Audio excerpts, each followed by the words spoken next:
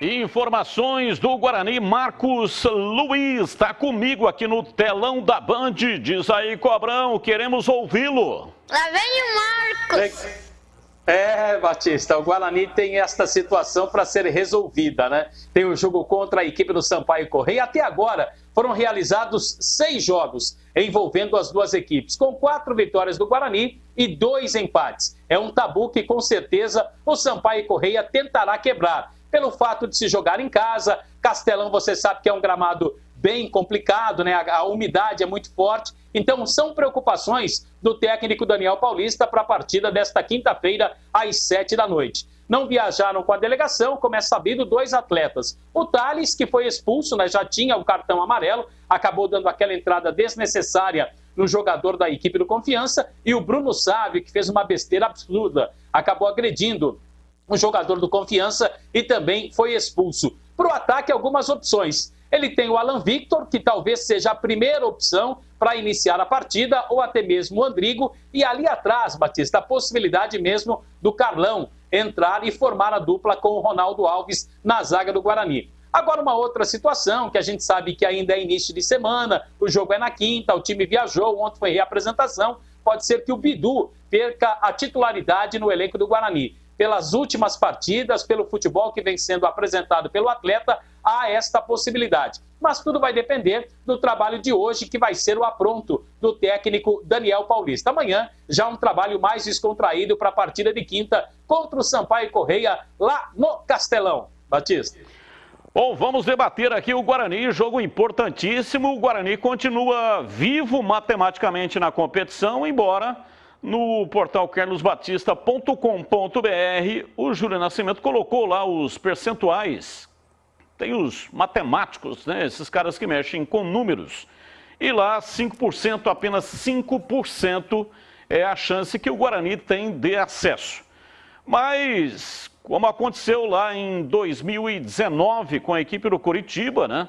Pode acontecer novamente. A reta final, a chegada, engata 3 vitórias seguidas, aí já muda completamente o panorama. Júlio Nascimento, eu começo com você, né? Tem 2 desfalques importantes aí que não vão participar, o Bruno Sávio e também o Thales, jogadores que foram expulsos na partida contra o Confiança. Batistão, a matemática ela não está sendo muito gentil com o Guarani, justamente porque o time tropeçou em momentos que não poderia tropeçar, né? Desperdiçou pontos contra o Coritiba com aquele pênalti perdido pelo Regis, cedeu empate depois de estar vencendo o CRB por 2-0, teve 2 expulsões contra o Confiança, jogando em casa contra um time que luta contra o rebaixamento. Então é muito difícil colocar a culpa só na matemática, né? O Guarani falhou em momentos decisivos dentro do campeonato e agora vai precisar repetir o que fez o Figueirense em 2013, por exemplo. Tem uma campanha praticamente impecável nessa reta final. 5, 6 vitórias, só um jogo de descarte. Então, a matemática, ela deixa o Guarani com chances mínimas. Mas o time, se conseguir ter uma postura diferente nessa reta final, pode sim ainda brigar pelo acesso. Isso passa já por esse jogo contra o Sampaio Corrêa. São 2 desfalques importantes, apesar dos vacilos contra a Confiança, do Thales e do Bruno Sávio. O Bruno Sávio esteve em campo em 11 das 12 vitórias do Guarani no campeonato e sempre colaborando com assistência, com gol, participando de jogadas que terminaram em gols, então é um jogador fundamental. O Daniel Paulista vai precisar de muita criatividade para driblar esses desfalques do Bugre na quinta-feira. Bom, vamos lá, CH. Com relação ao Thales, acho que é mais fácil recompor aí a defesa com essa ausência. Agora, Bruno Sávio é complicado, hein? Repor essa peça aí não é fácil, não. Talvez tenha que mexer em outras posições para repor aí o Bruno Sávio. É uma sinuca de bico, Batista. É uma situação bem delicada. Não tem substituto Sávio no elenco. Para mim, não tem. É por isso que vai perder o jogo? Não, não é por isso.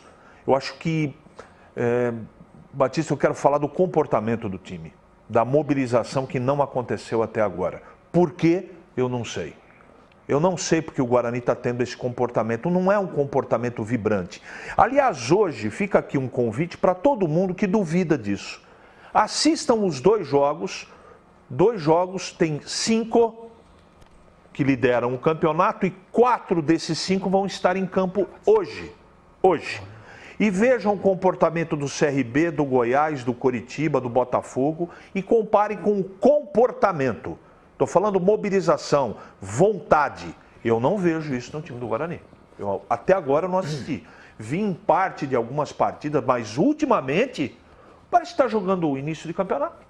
Esse é o comportamento que eu tenho visto. Se o treinador perdeu o vestiário, eu não sei. Não sei, não tem informação. Não tem. Mas alguma coisa está acontecendo, porque o time parou de jogar, né? As expulsões na última partida foram determinantes, verdade.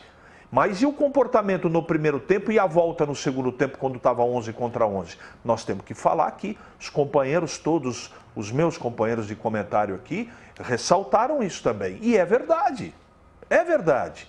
Você acredita? Qual é o problema do jogo, então, de quinta-feira, Carlos Henrique? O Guarani. O Sampaio Corrêa é um bom time, tem que ser muito respeitado, está no momento melhor que o Guarani, mas o principal problema do jogo é o próprio Guarani, que não tem atitude, calma, tranquilidade, atitude de quem quer estar no G4. Esse é o retrato do que eu enxergo no dia a dia nos jogos do Guarani. Eu lamento muito, mas se o Guarani, Gleger, voltar com empate, eu estarei surpreso. O que você faria, Gleger, fosse você o treinador, para recompor aí o sistema defensivo e também o caso lá do Bruno Sávio? Como que você compõe essa peça de ataque? Eu colocaria o Alan Vitor. Acho que, para mim, o substituto é o Alan Vitor. Na partida... Né? É uma outra característica. Não, é a mesma característica, só do outro lado. Ele joga pelo lado aberto. Só que, normalmente, ele entra aqui pelo lado esquerdo, né? Mas eu colocaria ele lá do lado direito. Tem jogador até que consegue uma adaptação melhor, trazendo aquela bola para dentro, fazendo aquele facão. Agora, lá no jogo, não sei se vocês se lembram, quando o Bruno Sávio é expulso, ele faz uma substituição de recomposição e ele coloca o Pablo para jogar lá do lado direito. Então é bem possível e provável que ele coloque o Pablo no lugar do Bruno Sávio, porque ele fez isso no jogo. E o Pablo tem, né, tido algumas oportunidades aí com o Daniel Paulista. Na zaga é o Carlão e não se fala mais nisso. Agora, Batista, eu estou preocupado com a situação emocional do Guarani. E eu vou dizer o porquê.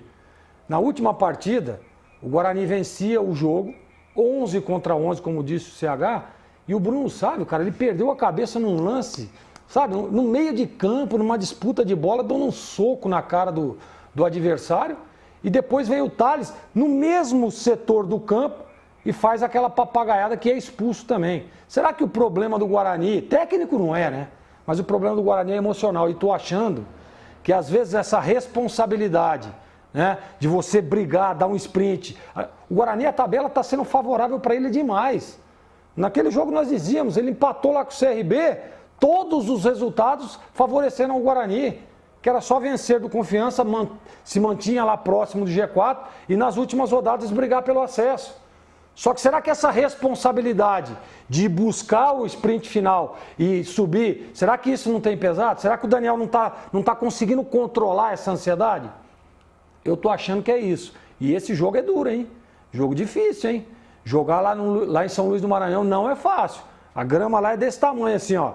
E a pressão e o clima totalmente diferente. Guarani, se não abrir o olho, tem problemas. E eu tô com o CH nessa. Um empate não é mau resultado, não. Vamos dar uma olhada aqui na tábua de classificação, a tabela da competição. O Guarani continua aí na briga, né? Está entre aqueles que estão com chances matemáticas. O Curitiba e o Botafogo já subiram, não tem o que fazer, né? O Avaí, 53, está bem encaminhado e tem uma quarta vaga aqui voando. E o Guarani, inclusive, tem confrontos diretos contra esses times. Avaí, Goiás e Vasco. O que dá uma esperança para o torcedor do Guarani é justamente o fato dos confrontos diretos. O Guarani, além de confrontos diretos, pega alguns times, por exemplo, o Brasil de Pelotas, já está rebaixado. Mas esse não aspira mais nada na competição. Esse é o ponto, nobre amigo. Aqui, na pontuação, você está 101% certo. Mas o problema não é a pontuação, que também é um problema. O problema é o Guarani. Olha, você vê, olha, Batista. É o time que não joga. Olha o jogo do CRB. O Guarani vence o CRB. Quantos pontos? Mais 2 ali, 48. Certo? Que era o jogo já CRB. foi, né? Não, eu tô Tem dizendo... que olhar eu pra frente, eu não sei, adianta Batista, ficar eu olhando sei. lá pra trás. Mas é isso que nós estamos Colega, dizendo. depois que você terminar, eu quero só pontuar algo que o Batista também falou aí, que é muito importante.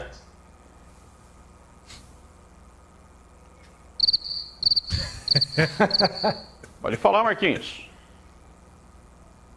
Não, eu queria dizer o seguinte, o Batista falou aí dos jogos, né, que são importantes para o Guarani, falou do Avaí, falou do Goiás e também do Brasil. Esses jogos, principalmente Goiás e Avaí, esses jogos serão realizados no estádio Brinco de Ouro. Além de serem confrontos, né, Batista, são jogos em casa e o Guarani tem que fazer o quê? O papel dentro de casa, vencer esses adversários.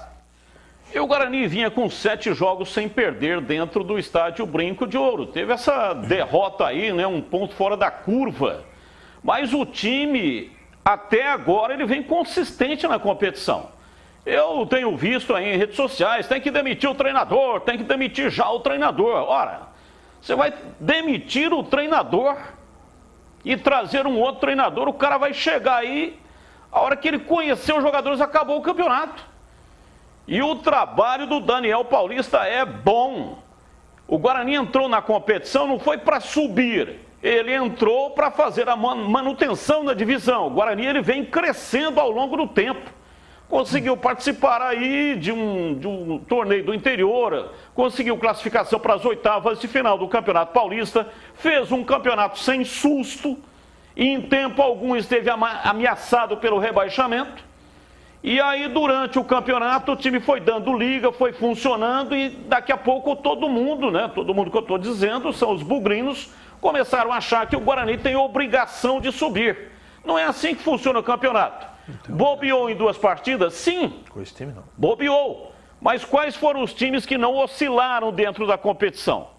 O emocional está pesando? Claro que está pesando. Talvez há necessidade de se contratar alguém ali, né? Para dar uma injeção de ânimo, para mexer lá dentro do cérebro dos jogadores. Reta final, o emocional é muito importante.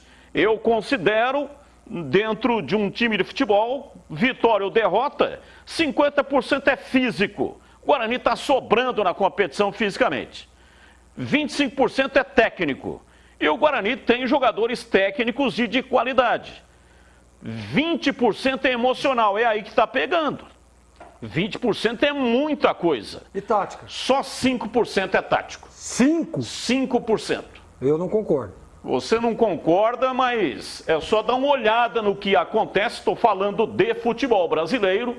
Aí o Júlio Nascimento vem sempre com aquela história, e o Mourinho, e o Guardiola. Estou falando do futebol brasileiro. Então estou colocando antes a ressalva, antes que o Júlio venha aqui metendo o pé na porta e já falando do Guardiola. E o Barbieri?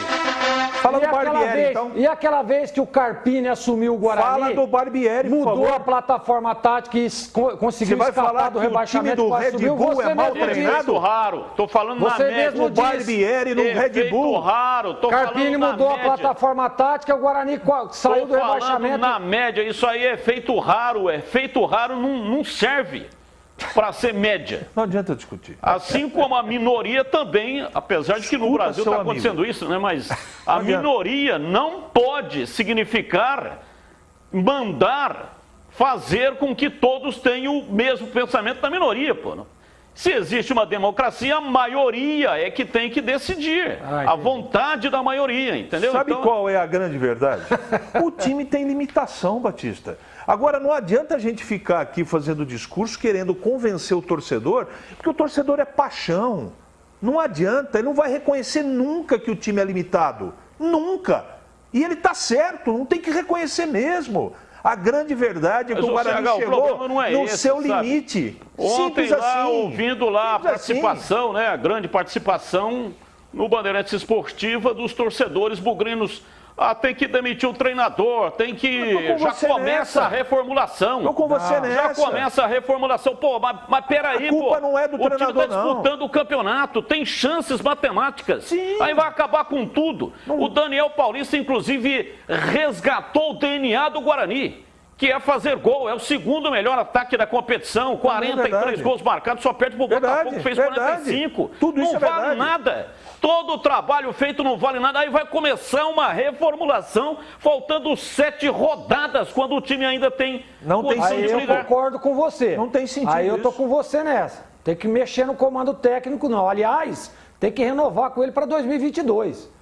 Porque essas oscilações vão acontecer. Ele só precisa ter o time certo de alguns detalhes, que na minha opinião é o detalhe emocional nesse momento, nessas 2 últimas partidas. Deixa eu abrir espaço aqui para o Júlio Nascimento, porque ele foi citado, né, e tem que dar o direito de resposta. Pois não, Júlio? Qualquer coisa me bota no paredão.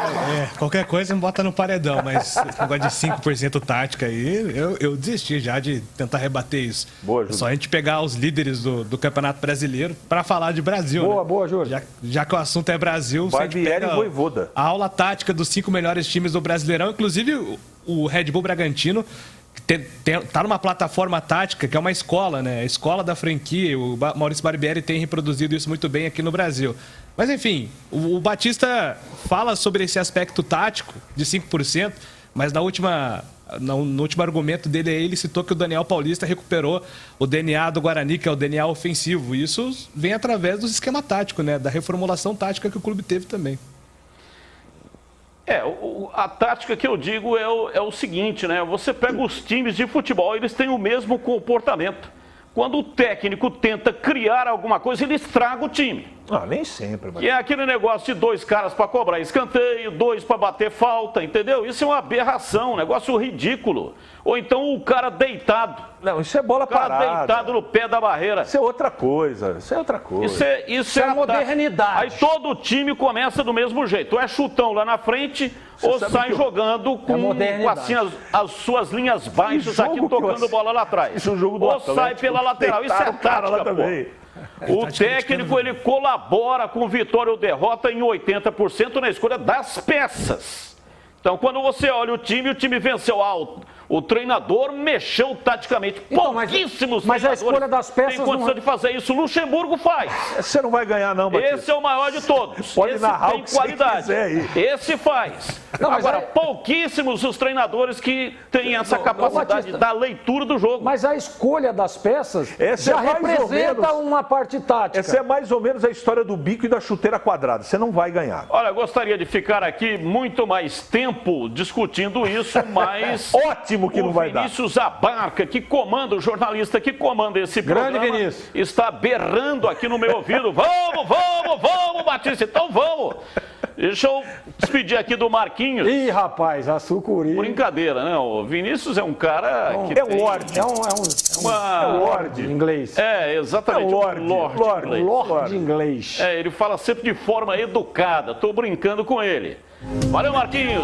Um abraço para você. Tenho que, neste momento, liberá-lo, porque você tem um compromisso importante. Anteriormente assumido e inadiável. Alimentar a sucuri. E o cardápio? É verdade, Batista, a gente já está aí, como falávamos antigamente, né, no adiantado da hora, e a sucuri já está roncando. Então vou comer ali, Batista, jussara com camarão, tá bom, Batista? Quem? O que é? Ô, louco. Vai comer jussara. Jussara? Que isso, Marquinhos?